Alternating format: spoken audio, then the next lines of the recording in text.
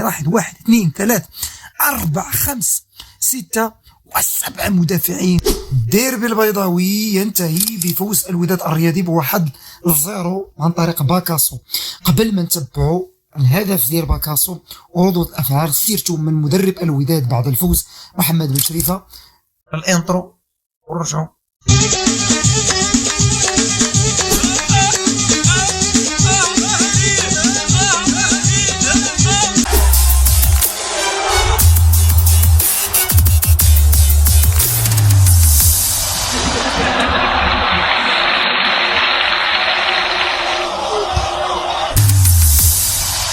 السلام عليكم ورحمة الله تعالى وبركاته. أهلا وسهلا بكم في فيديو جديد نستهله بالصلاة والسلام الأتمان على خير البرية محمد الأمين السراج المنير البشير النذير، عليه أفضل الصلوات. عطروا أفواهكم بالصلاة عليه في هذه الأيام المباركة ونحن نقترب يوما بعد يوم من عيد الأضحى الأبرك.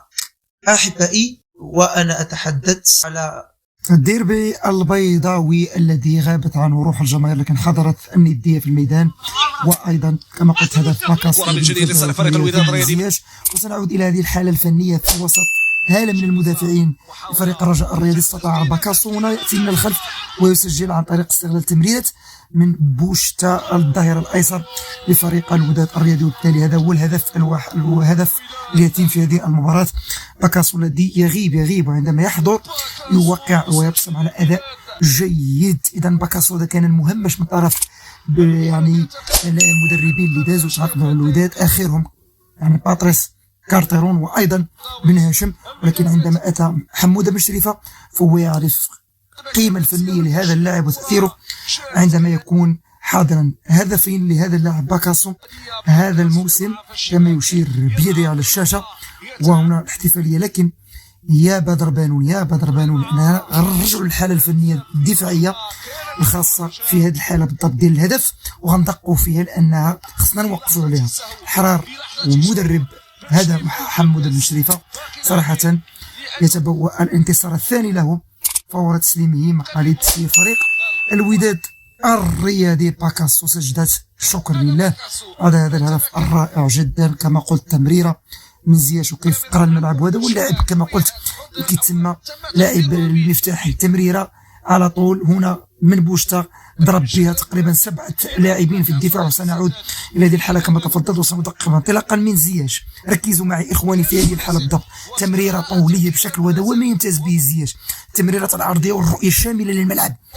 الكره من ثابته، تمريره لبوشتا، بوشتا لحد الان ينظر الى القادم من الخلف وحر طليق باكاسو يمرر له.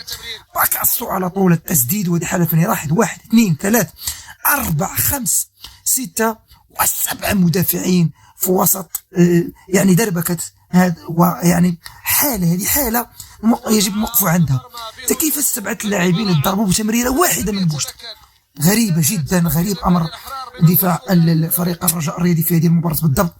لاحظوا معي هنا التركيز، أين هو المكعاصي المدافع الأول في وسط الميدان عندما يكون الدفاع رجع للخلف؟ خاصة وسط الميدان يديروا لا كوفيرتور على قادمون من الخلف، وبالتالي يكون دفاع الرجاء محمي. آراء ديالكم في صندوق التعاليق، كتهمنا الخوت، ما تنسوناش من اللايك ديالكم وعطونا كما قلت التبعات ديالكم لان كندرجها في مقدمات كل الفيديوهات الجديده. فالقاكم ان شاء الله في فيديو مقبل ان شاء الله. السلام عليكم ورحمه الله تعالى وبركاته.